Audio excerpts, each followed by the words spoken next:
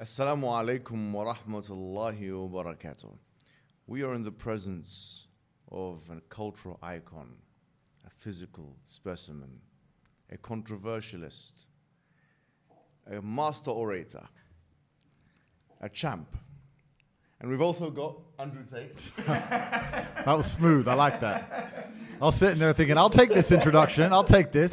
But thank you. How you doing, man? I'm good, G. You? You're good, yeah? Yeah, man. Mashallah, congratulations on your Islam, bro, man. Thank you, my friend. You know, the Muslim community really welcomes you, man. Yeah, it's been pretty divided. I've had a whole bunch of support. Yes. Obviously, there's been some people who are not quite pleased about the idea. I think when you have a passionate subject and people that are truly engulfed in an idea, you're going to have some degree of polarization. I think that maybe when you look in the online space, that might be your impression. But in reality, on the ground, I mean, that's definitely not the case. I would say the vast majority of people, 80, 90%, are completely happy about this. And it's just that the minority have a very loud voice. Well, that's exactly it. That's the whole problem with the internet as a whole, not just Islam, but the internet as a whole is about vocal minorities that look much larger than they are, right? Yes. And I agree with you, and I'd like to hear that. But the reason I know what you're saying is true is because it's the same even in my case in other subjects. Online, I have all this some kind of hate or people trying to disagree with me. But when I walk through life, I have 30,000 interactions with people, and not a single one's ever been negative ever. Yes, So yes. it is crazy how the vocal minority is amplified on The social main media. thing to note, though, is that Islam, it completely wipes away your sins. I mean, most of the companions of the Prophet had done many things which are heinous and polytheism. And, I mean, for us as Muslims, polytheism is the worst thing you can do. Yeah. And so there is a hadith of the Prophet Muhammad ﷺ where he states that Islam, it completely yuhdimu ma qabla. It destroys everything before. It means it wipes away everything before it. In other words, your slate is absolutely clean. Now, if there are some people who are actually coming and giving you a bit of a hard time, that's actually their problem. Yeah.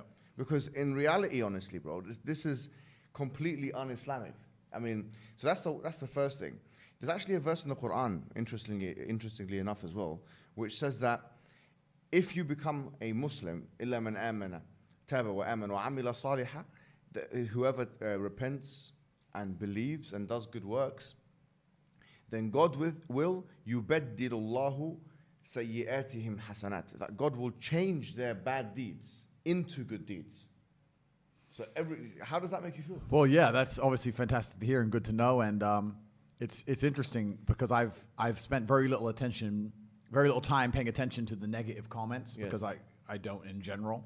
But on this particular subject, a few people were forwarding me like the profiles of somebody or of the people who were unhappy with my conversion, and they weren't living very Islamic lives themselves. So it's kind of funny to look at, you know. Exactly, bro. I wanted to start with something which I think the whole world wants to hear about, which, to be honest with you, affects our sector as people who want to speak about Islam, call people to Islam, defend Islam, have an Islamic voice or a voice for the Muslim people, which is your ban.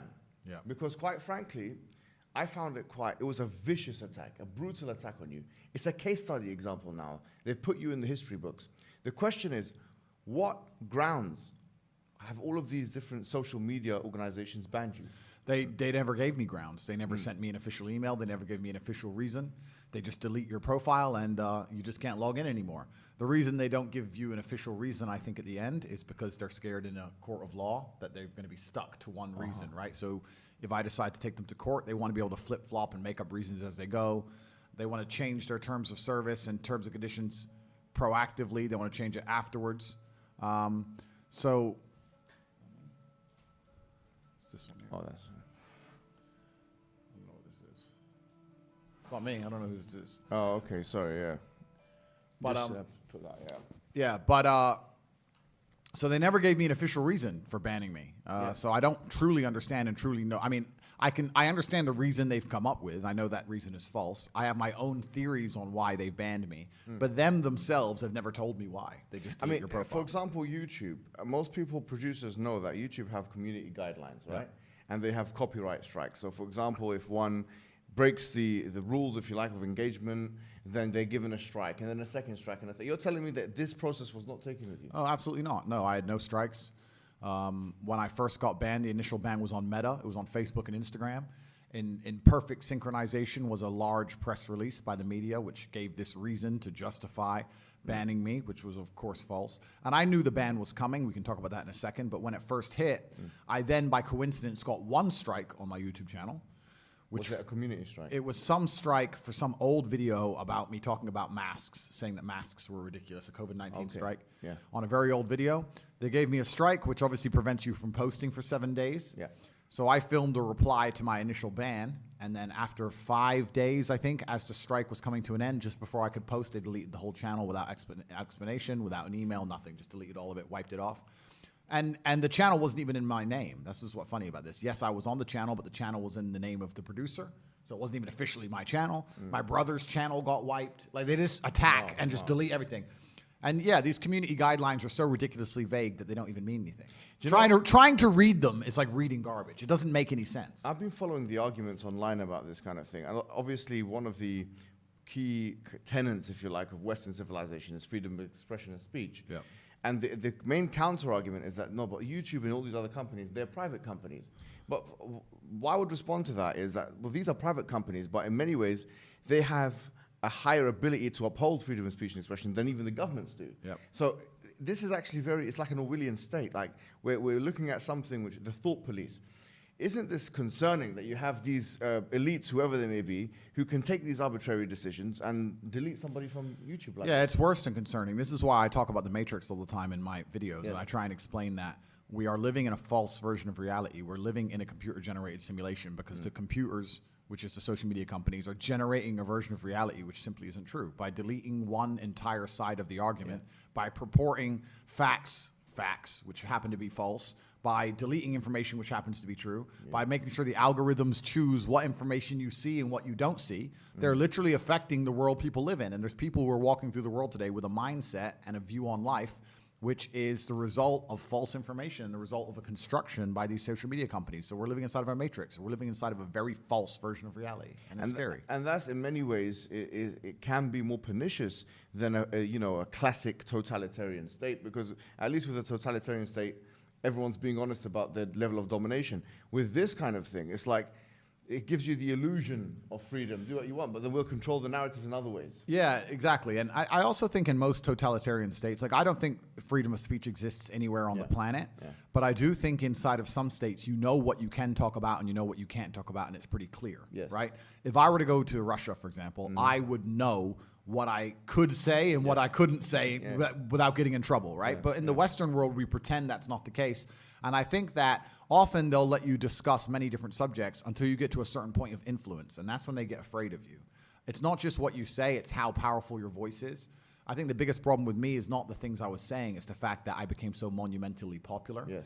And if you're monumentally popular and you have a huge proportion of the youth and a large contingent of the population which are interested in your words, and you haven't sold your soul to the agenda, then they see, okay, he's a large counteraction to our methods and what we're trying to do here, so he has to go. So I think also you can be the victim of your own success in the Western world. So let me ask you this final question on this point, which is, you call it the matrix, we can call it the liberal world order. Yeah. Because the LWO, or whatever you want to call it. I mean, it's certainly a method of control. They've got their own ideologies.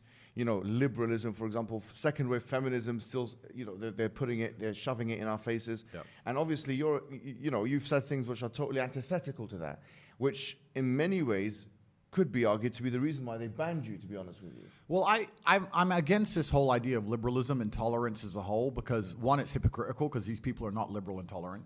The people who are talking about liberalism and tolerance, they want us all to look different but think the same. If you think differently, then you're instantly a bad guy, right?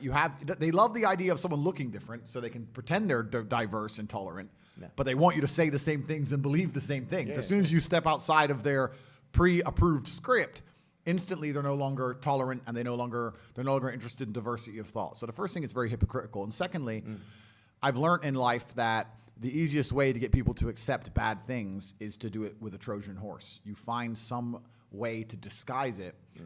Even the Senate does this. Even governments do this. They'll say, the green bill, this is to save the environment. And then somewhere on page 84 will be this little code about giving them all a pay rise. And you don't want to look like the bad guy who says no to saving the environment, and they just sneak it in, right? So it's very difficult. If you vote against saving the environment, you're terrible. And the media talks about how you didn't want to save the environment, and you have to sit there and try and explain on page 84, the MPs are trying to get an extra 45% money, and you're already on a back foot. And this is how they do it. They do everything with Trojan horses, and it doesn't matter what you want to name, even agendas that are pure of heart, simple things. They end up being weaponized and Trojan, like you just said, second wave feminism and liberalism, all this crazy stuff. But the number one most dangerous one is this idea of tolerance.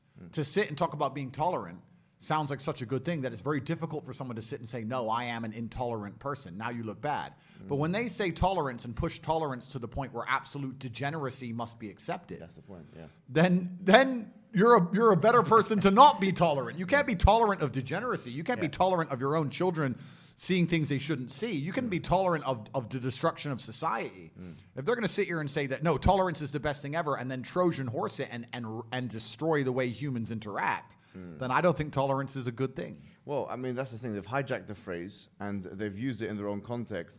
There's one particular political thinker, his name is Mumbai. He said something very interesting. He said that the West has not acted morally consistent. They've only acted strategically consistent. Yep. And so it's tolerance when it's within your own borders or within a certain subsect of people, but then it becomes whatever it becomes, a colonizing mission or a civilizing mission when it comes to, the Iraq War, for example. Completely. If you look at all of Western foreign policy, I mean, they'll talk about we need democracy, we care about freedom. They come up with all this garbage. But the truth is they'll support any side they want to support, regardless of whether they're Democratic, regardless of what team they're on. They don't, you absolutely not nailed it. It's just about strategy at the time. And they have no true morals or true moral fiber. They'll just sit there and go, what's the strategical best decision? And they'll get it done. And yeah, that's Western foreign policy. And I think it's the same across basically the entire Western world. But this idea, when I hear people talking about tolerance, it just, when I hear it, I know what they're trying to do. They're trying to say, this is evil, this is bad, but you're intolerant. Because you don't like evil. And there has to be a point where you stand up as a man and society stands up and says, yes, I'm intolerant of certain things. If someone broke into my house and tried to just start making dinner, I'd be like, whoa, who are you? Like, be tolerant. No, I will not be. Who the fuck is this guy? It depends on what food is cooking. Right? Well, I mean, there has to be a line in the sand. Yeah. And the reason they keep talking about tolerance, diversity, inclusion, tolerance is not because they care about different people of different races or different beliefs. Certainly not beliefs, because you're not allowed a different belief. That's the number one thing. But it's because they want you to just sit down and swallow the pill and allow yourself to be brainwashed and not stand up for anything. That's all they want. Isn't it ironic that they use tolerance as a way to try and manipulate you? Completely. That's exactly what they try and do. In fact, and it's funny, I'm trying to think of an idea which is purported and accelerated by the mainstream media machine that isn't an attempt on manipulation. Every single thing that they jump behind and they try so hard to get you to believe in is a manipulation attempt. I'm trying to think of one that isn't. Why else would they waste their screen time? They're sitting there. These people are smart enough to understand that the internet's coming and people are spending more time on independent medias and people are learning more information from each other, and they're slowly, I mean, I don't want to go into the subject. We can talk about the last few years. They still have a grip on the world because they proved it, right? But with the common cold, but still, they're sitting there going, okay, we have this mass media machine. The average person only watches 6 minutes of our propaganda a day. They can't waste those 6 minutes, my friend. They need to go, what's our agendas? Let's get to the point. What do we need people to believe about X, Y, Z? They can't be sitting there telling us the truth. That's a total waste of time. Absolutely. I wanted to ask you now, because this is the hot topic, especially in the Muslim community, about your conversion. So tell us the story, what happened exactly? Well, I think a lot of people who've been following me for a while understand that I've been very respectful of Islam for a long time. Yeah, sure. I was born in a Christian country. I was raised as a Christian, and I've always been very respectful of Islam, and it's become more and more obvious to me and more pertinent that Islam is the last religion on the planet. When I talk about Islam, because I'm new to it, I'm a little bit careful, right? Because I'm new to it. I'm certainly not a scholar. There's so much I need to learn. I know I'm on a learning journey. I'm not here to sit here and talk scripture. I don't know those things yet. I'm here to learn. But and we're here at your assistance. Thank you, bro. Thank you. Honestly. Thank you. But it's just, for me, it feels like the last religion on earth. I feel like there's no other religion. People say to me, why did you convert? And I said, I don't really feel it as a conversion. It's almost like I knew God was real and now I've become religious. And they say, well, you were religious before. I was like, religious before how? Christian? What does Christian mean? Like, who's not a Christian? You go to Christian nations and everyone says they're a Christian. Look how they live their lives. Go into the average church. Is anyone actually fearful of God? Anybody?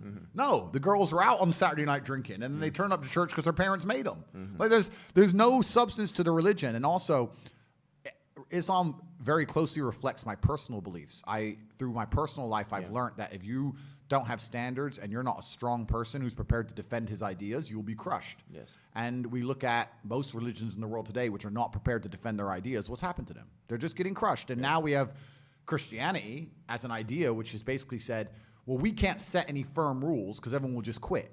So instead, let's make it so easy to be a Christian that nobody has to put any effort in. Yeah. And then accept everybody no matter what. And hopefully we can keep the church doors open. That's not God to me, you know? God to me is strong. God to me is something to be feared. God to me is someone that people are afraid to mock.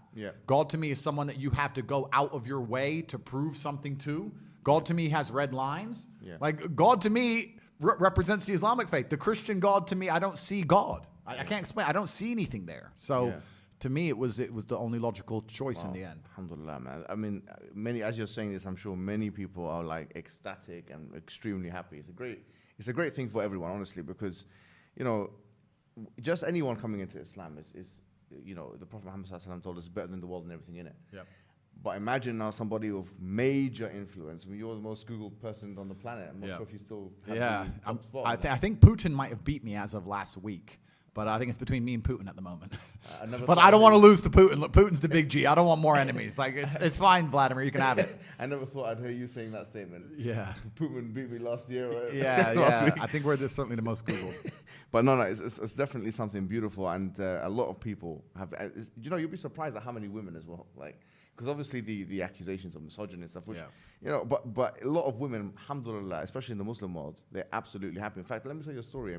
Just before I came here today, one particular woman, I can't reveal her identity, but she's working as a school teacher in London. And actually, my friend told me that she was kicked out of school because they had this campaign against you in the schools. I'm not sure if you're aware of this. I've seen, this was part of the cancellation. I did know about this. Yeah, so in British schools, they said, you know, if you say anything good about this person, or you have to be reported or prevent and kind of, and if you say anything, you know, you have to kind of combat his extremism or whatever it may be, right? So because when you became Muslim, she abstained from doing that. She said, I can't really do that because, you know, Islamic laws and it's backbiting and he's got honor in Islam and so on. And unfortunately, they fired her from the position. Wow. So you can see that this is the level of encroachment we're talking about here. So, and this shows you that the level of fraternity that exists. And not only the fact that, you know, when you're looking at Twitter or whatever social media, it's not a representation of what's really happening on the ground. Of course. And I mean, that's crazy to hear. And what's most crazy is, the fervor behind this idea that I'm somehow extremist is truly clown world. Like, I've sat as a professional and analyzed my content and understood which things can be taken out of context and which things were said in a way perhaps they shouldn't have been said before I was massively famous. But we have to sit here and understand that if you take anybody on the planet and give them 7 years of YouTube and then they decide and they blow up big, you're going to be able to find 30 to 45 seconds of clip across all those years that can be taken out of context, right? Yeah.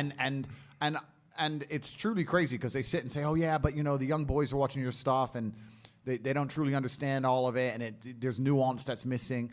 And my argument is very simple. My argument is, well, one, you're taking small clips out of context, and two, there's not a single piece of content on the internet that a 14-year-old boy can't misunderstand.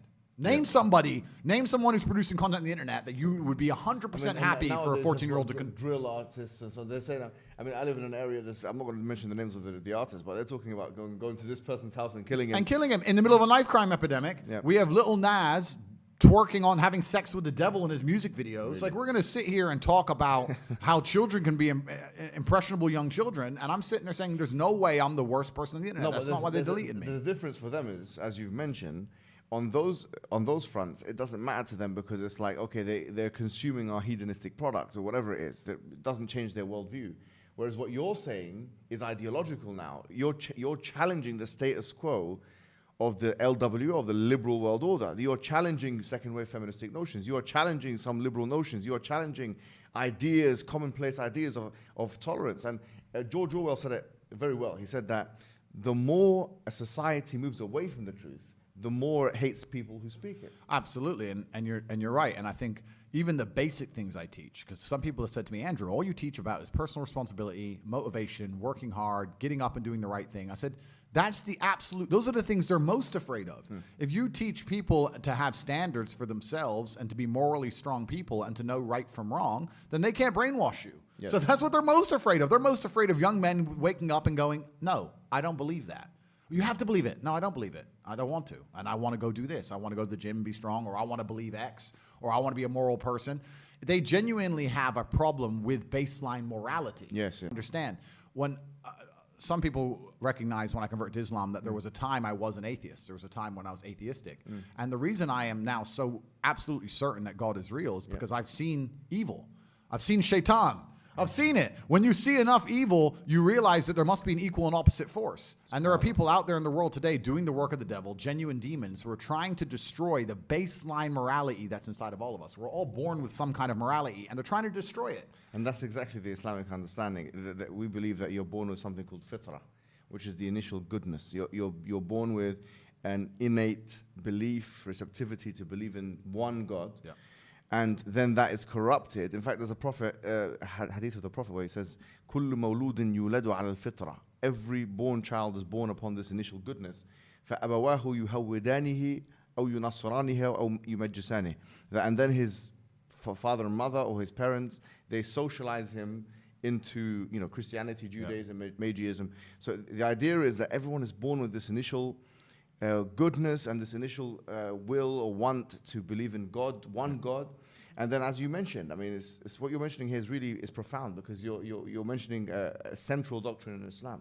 But it's and this is why perhaps I found God the way I did, because I understood all these things first, and then I saw the Quran, and it confirmed so many things for me. Like even the conversations I've been having so far, so many things have been confirmed, and it's amazing the knowledge that's inside of it, which is so applicable today.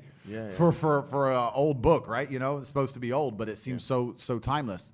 But it's truly amazing. But you're totally right. And the baseline morality, I don't think most people understand that when they're doing this under the guise of tolerance, when they're saying be so tolerant that you no longer believe in right from wrong, they're not doing that to make society a better place. They're doing that to empty your brain so that you have no resistance to the slave mind programming. They want to get you to a point where if they tell you the sky is green, you look at with your own eyes and you see blue, but no, the sky is green. That's what they want, so that you have to have nothing in your brain that can prevent that. If you have God, if you have, no, I believe this is right and wrong, if you have personal responsibility, if you have self-accountability, if you're a person who sticks up for what he believes, all that's bad to them. They want all of that gone so they can tell you the sky is green. And I don't want to say too much because I don't want the stream to end, but they're going to tell you something much worse than the sky is green. They're going to tell you something else. And they're trying to program us all into slaves, and it's scary. I remember when I was in my undergraduate days, and I was reading a particular book by this guy called Jeremy Bentham,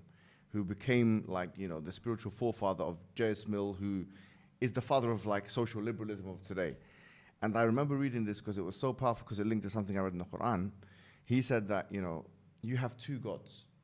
He said you have the God of pain and you have the God of pleasure. And I thought, this is so interesting. The Quran states, أَفَرَأَيْتَ مَنِ اتَّخَذَ إِلَهُ هَوَاهُ. Have you seen the one who takes his own desires as a God? And because now there is no transcendental force that we can look up and, as you say, venerate.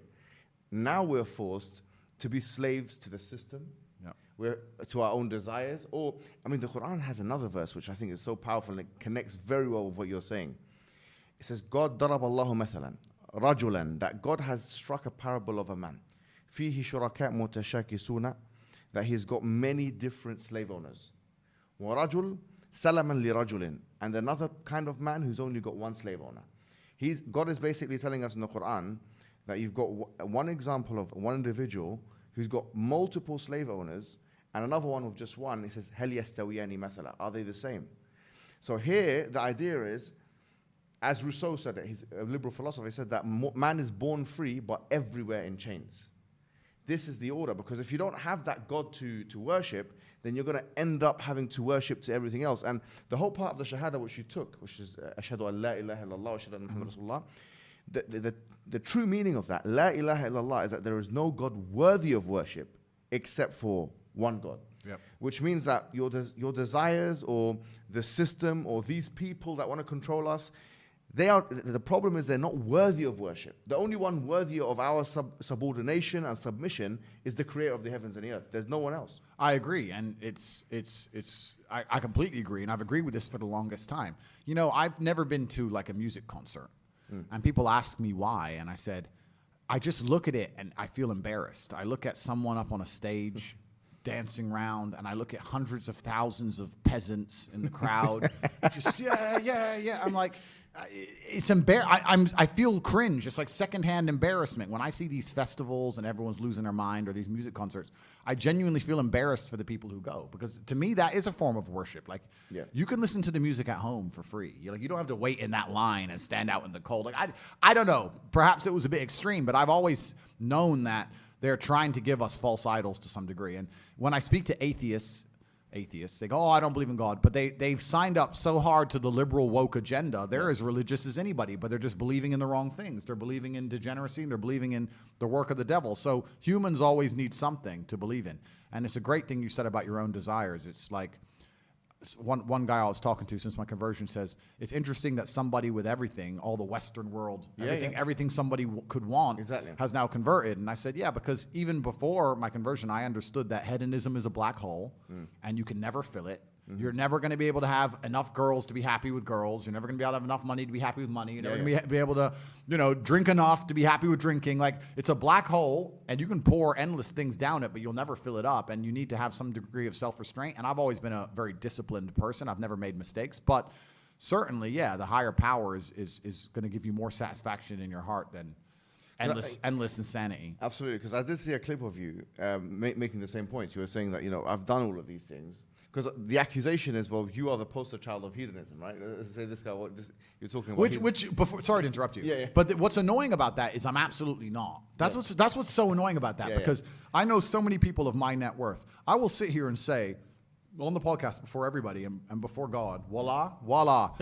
Never slept with a prostitute or paid for sex in my life. I don't gamble. I've never taken a drug in my life, never tried steroids, never tried weed, never tried cocaine ever in my life, ever. Never. Yeah. Like, I drank a bit of alcohol, smoked some shisha, smoked some cigars, and spent most of my life as an athlete, working hard, 12, 14-hour days making money. But I look after my family. So for me to be, they go, you're the poster boy of hedonism. I say, I know so many people who do so much worse than me. I really don't do that much. I'm not gambling. Andrew, from our perspective, if you've done all of that, your slate is clean, which is amazing. But it's just incredible to me that, especially at my level of net worth, right? I grew up in Luton, poor on a council estate, and now I'm pretty financially successful. And once you get past this line and you meet these other people who are as rich as I am, they get a boat, they put 100 girls on it who are paid for, a big pile of cocaine. I don't do any of them things. Like, I'd stand by and say I'm one of the for a man with a bunch of money from a council estate, I'm as pretty behaved as you can possibly hope for. So no, I feel that in you. Obviously, you are in your previous life, you were the world champion in kickboxing. That requires a certain level of restriction, discipline, and these kinds of things. I do think that this is kind of like a misconception. Yeah.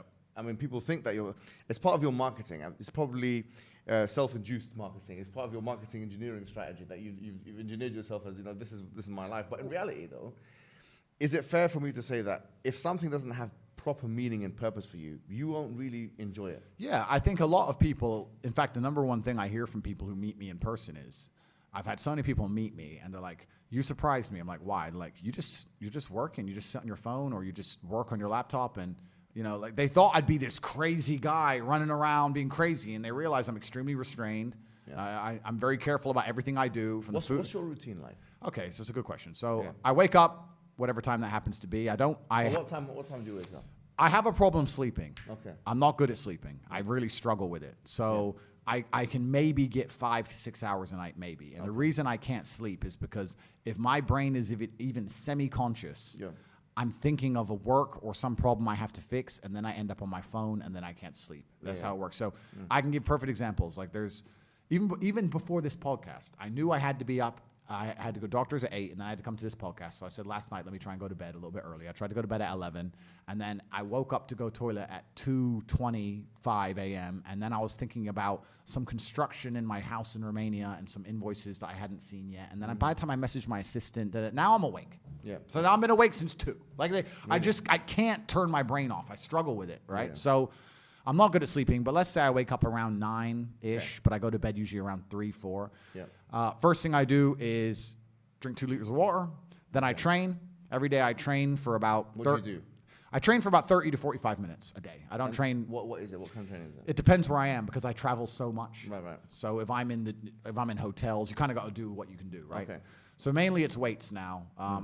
I don't box as often because it's inconvenient. Like if I was training for a fight, it's different. Yeah. And I was sparring a couple of days ago. I still got the move. No one can hit me, so I'm still got it. Yeah. But so usually about 45 minutes, I tear through a bunch of weights. I just go as crazy as I can, get that out of the way. Yeah.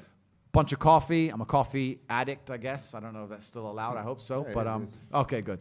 Because I love caffeine. I believe caffeine's a miracle drug. So I'll have 2 or 3 coffees, another 2 liters of water. I only eat dinner every day. I don't eat breakfast. I don't eat lunch.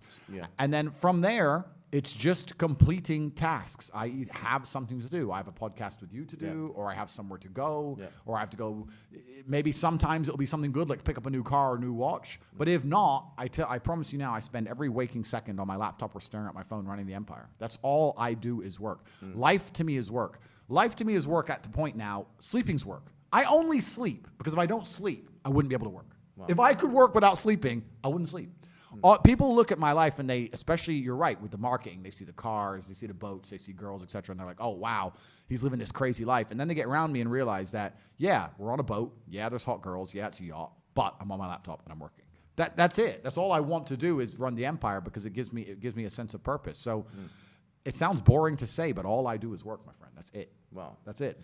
When I finish this, we'll talk, we'll have a bit of food, etc. I'll get in the car, I'll go back, and I will work until my next appointment. That's it. I just work. That's all I do. So it's kind of funny because people say to me, like, what's the secret to getting rich? And I'm like, it's easy if you don't do anything else but work. Like, I don't have any, my only, like, I'm trying to think of what even hobby I have. I love to drive. What is the secret of getting rich? That's a good question. That's a good question. We live in an attention economy, so I think stage 1 is certainly attention. Stage 2 is once you have that attention, establishing credibility. And then stage 3, once you've established the credibility, is finding a way to genuinely improve people's lives. The reason I do so fantastically well is because everybody who's ever followed me or tried any of the things I talk about, their life gets better. Yeah. So it's very easy to say, oh, I've tried Tate's program and my life's better, or I tried this, I followed Tate and I feel happier. So then, of course, they're going to understand the brand, and that's the way to do it. But truly, it's hard work. You need to be able to work endless hours. It's extremely competitive. You need to be able to work as harder than the other guys, and that's the only way I did it. I ground to the top the old-fashioned way, and that's still what I do. I just work. So with this, basically, I'll say that, in terms of your routine, Islamically, the main thing to focus next on will be the prayers, 5 prayers a day, right? And so that's obviously 1 in the morning, and then you'll have like prayer times and stuff like that, where you have to do the ablution and learn to. I saw you kind of praying. That was I'm learning it, and I've been told the times, and I've got all this, and I'm going through all that, and I have to incorporate that as well. It gives you a solid structure. I feel like it gives you anchorage in the day. It's the spine of my personal day. I feel like it just creates that structure in the day. Yeah. And it's a spiritual thing. I mean, even the prayer itself, when one prays and they say Allahu Akbar, which is Allah is the greatest, some people think it's some kind of war chant. They do it in war as well, I mean, to be fair. But they say Allahu Akbar, meaning Allah is greater than everything else, this whole world and everything in it. And then when they start engaging in prayer, then what you're doing is you're trying to, in a sense, get out of the zone of being in this world, connect with God, ask God for guidance. And we do that very consistently because we feel like, the belief is that guidance is in God's hands, and so doing that, spiritually cleansing, for me, it's the most important thing that one can do in the whole day. So that, in terms of your structure, that would be the thing that you'd put in next. But I wanted to ask you about something else now, which I think is something you're known for as well, in terms of speaking about these things, is your gender positions, okay? So this is, a lot of people have controversy with you, accuse you of misogyny and all these kinds of things. Yeah. I mean, let's say now, maybe as after you've become Muslim or even before, what are your views on gender? Like, how would you summarize your views on gender? I would summarize my views on gender by being very simple and stating the fact that I think that the genders are different. I think we have different strengths and weaknesses. I think men are better at some things than women. I think women are better at some things than men. I think when we work together as a team, that makes us the most powerful force on the planet. I think the biggest problems with the world today is that everybody is trying to pretend that they're interchangeably as good as each other at the same things, and that's destroying the teamwork. It's very simple. If I was an accountant and I met a tailor, I'd say, okay, you make the clothes, I'll do the accounting. And then as a team, we have a very profitable business, right? Yeah. If we were to turn up and we were to decide, you know what, I'll do half the accounting and you do half the accounting, and you do half the tailors and I do half the tailors, where our tax bill will be a mess, the jackets won't fit, like it'll all fall apart. I don't know why it's so confusing for people to sit there and understand and go, yeah, women have certain strengths and weaknesses, men have certain strengths and weaknesses, and when we both understand them, both accept them, and work as a team, then we're a complete package, and this is why God created us to be different. Absolutely. If we were exactly the same, we wouldn't need each other. This is what makes us need each other. That's a powerful statement. This is why we need each other. We wouldn't need each other. That's right, and this is what people don't understand when they sound misogynistic or I say bad things. I'm like, no, absolutely not. I'm talking about the differences between men and women so people understand that men need women, and women need men. And that's what creates beautiful families. That's what keeps society functioning.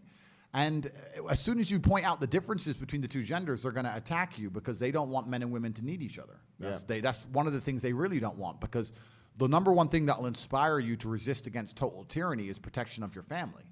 They don't want the family unit in terms of the nuclear family, because otherwise when they come to your door, the devils and the demons, you're going to stand up and say, no, my wife and children are inside. They don't want that. They want you to just be hedonistic and not really have anything of value and nothing worth fighting for and defending, because then you'll accept the slave programming, accept whatever they want you to do.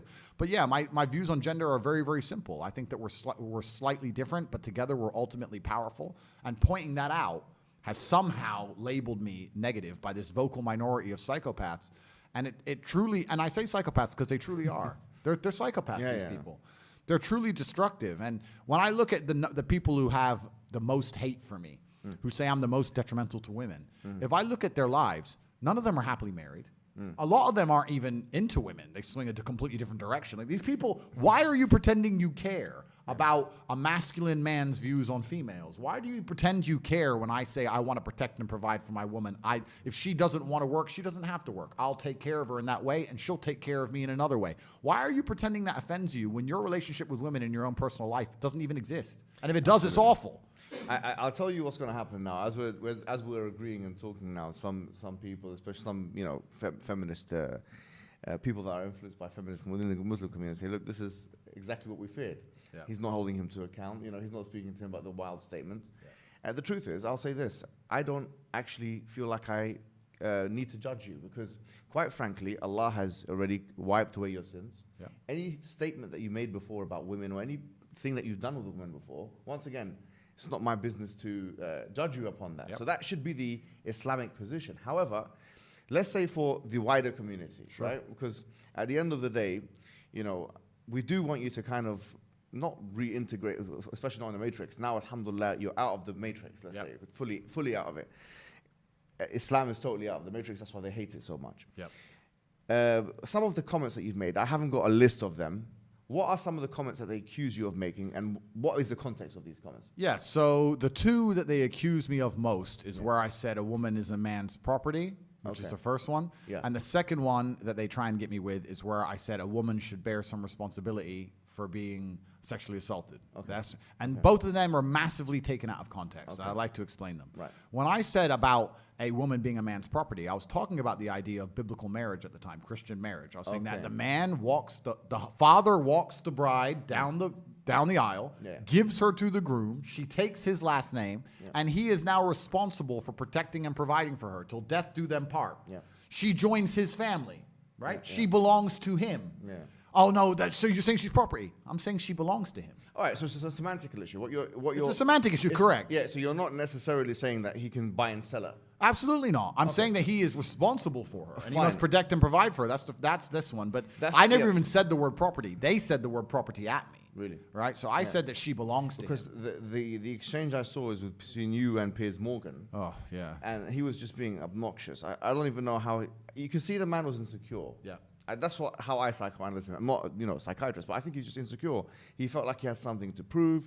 He was, he's of a certain age, of a certain weight, a certain disposition, and there's people when they see you and him together, that's enough of a victory for you and enough of a loss for him, just to see you two, side by side. But as his face was becoming red like Peppa Pig, and he was getting more and more angry and interjecting every second, he was mentioning these points.